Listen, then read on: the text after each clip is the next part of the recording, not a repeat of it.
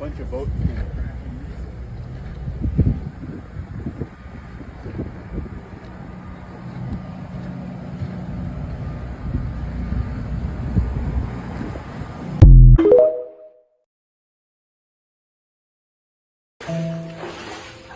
We needed this rain.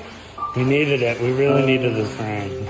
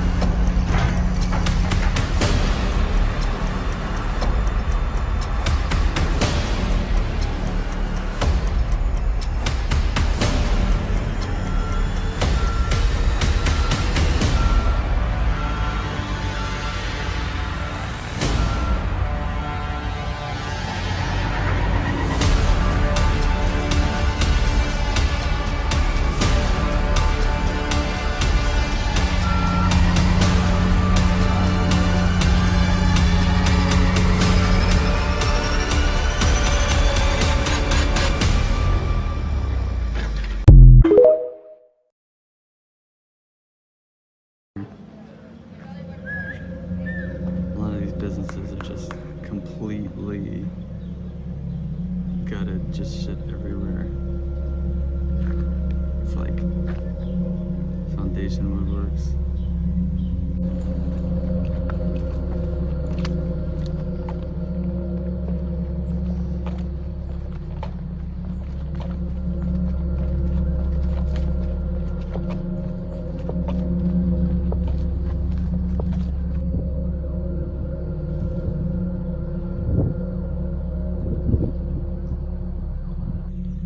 So here is Summit Coffee in the River Arts District.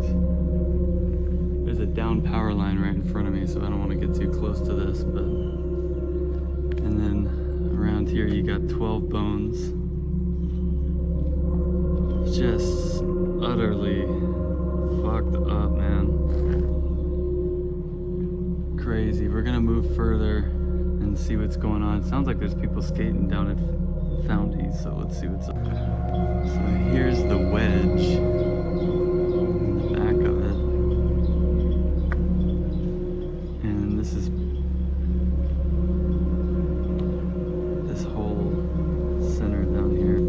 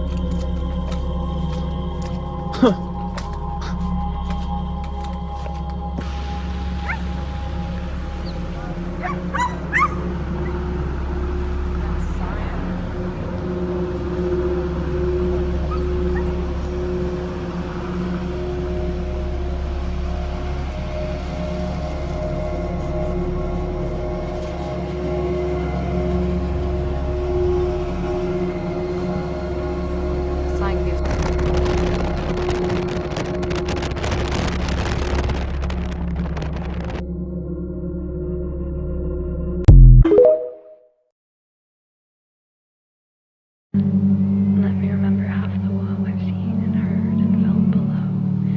Enough in itself, so pure and blessed, can never give my spirit rest. Sweet land of light, thy children fair, knew not akin to our despair. Nor have they felt, nor can they tell.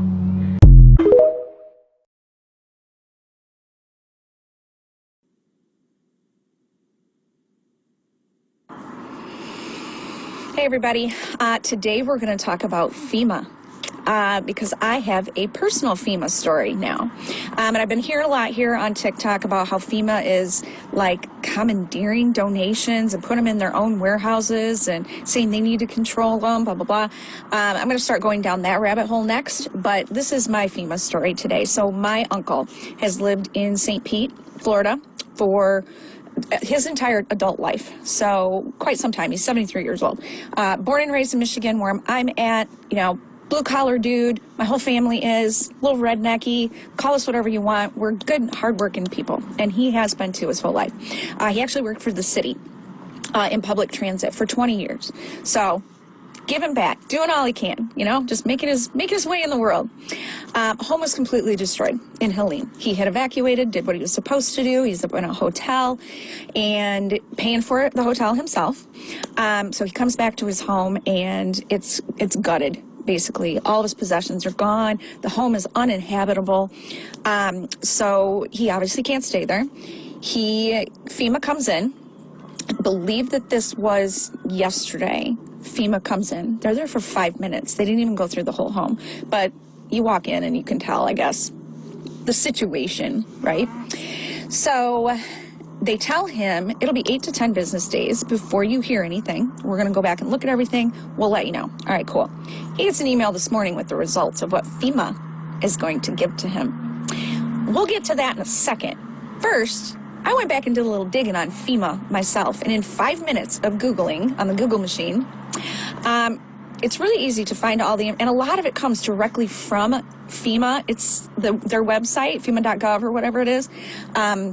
all comes from there, so it's legit, and I screenshotted and I saved all the bookmarks, so if anybody comes at me like, oh, you're making shit up, I'm not making up anything, and I'll be happy to provide receipts.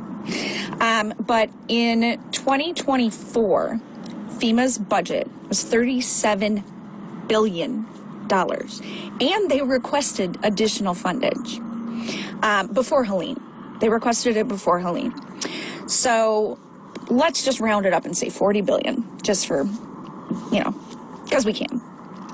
And FEMA is authorized, so I also learned, FEMA is authorized to grant an individual up to $42,500 for like your home loss, and an additional $42,500 for other incidentals. So what is that, 85 grand per person? They are authorized to grant that, okay?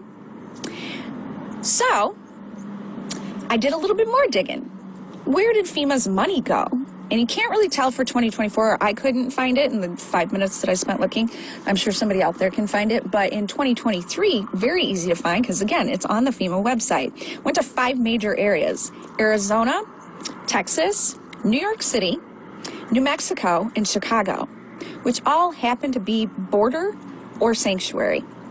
A lot went to Colorado, too. There was I think $1 million went to Denver, but like Maricopa County in Arizona, $11 million. Pima County in Arizona, $28 million. I think New York City was right in that 27, 28-ish kind of million situation, and Chicago was way up there, too. Go on the site, check it out. The numbers are there. It's really easy to find. So they've spent a lot of money on non-citizens. Sorry, my cat jumped up. On non-citizens. They have obviously been very well funded non-American citizens. Again, my uncle, and a lifelong American citizen, good, hardworking, salt of the earth kind of fella. Guess how much they're going to give him? $2,600. Yeah. An American citizen is worth $2,600 to our government. Make that make sense. Just make it make sense. I don't get it. Like I said, I'm going to do some more digging, but this was just literally what I found. Very, very easily to find, FEMA.gov, and a couple of news articles from legit sources. So this is a real thing. I'm not making this up. And an American citizen's life, goods, everything that they've ever had is worth $2,600 to our government. So the election's in 32 days, and we better make some change, because this didn't just happen to my uncle. This has happened to probably close to tens of thousands of people that have been affected by this hurricane. So time to make a change.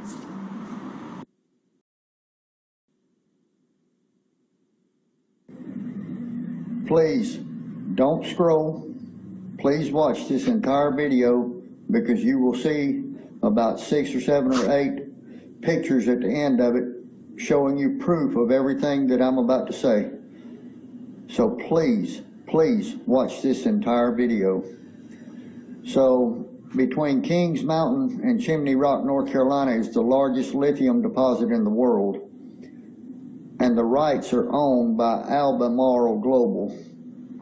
And on September the 24th, they actually applied for federal and state permits to redirect and reconstruct their mining operation between Kings Mountain and Chimney Rock. So Albemarle is owned mostly by stockholders, Vanguard and BlackRock Group. Well, guess who the biggest investor in BlackRock and Vanguard is? Douglas Emhoff, Kamala Harris's husband. So Albemarle is home headquartered in Charlotte, North Carolina. And when these permits get approved, they're proposing $250 billion yearly in mining.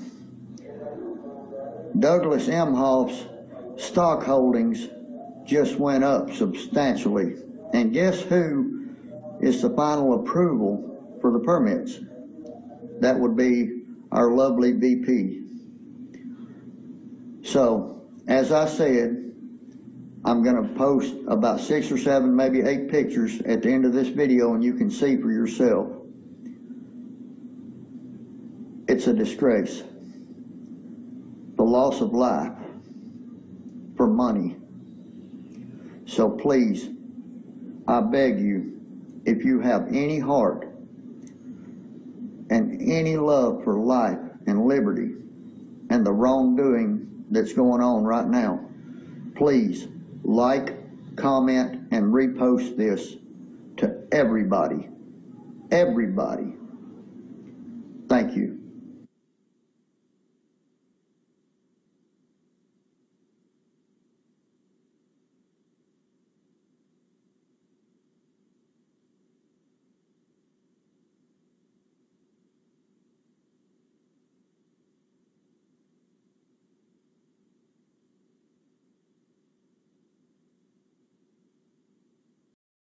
FEMA's here. You know what FEMA just told us?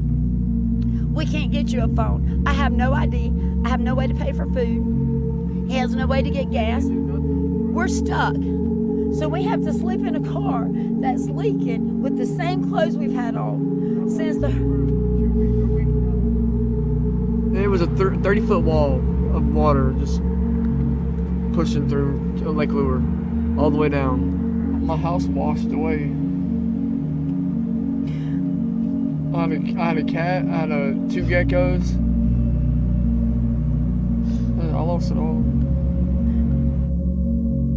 It was like by a miracle that we made it. I started to call 911. I could not get through. I called again and I was able to get through. And I said, the water's coming in our house, and they said, get to higher ground. And I was like, okay, we're going in the attic. And we're overwhelmed with calls right now. That's all we can tell you to do. Your adrenaline's pumping. It's like, this is, you're saving your life right now. You're doing it.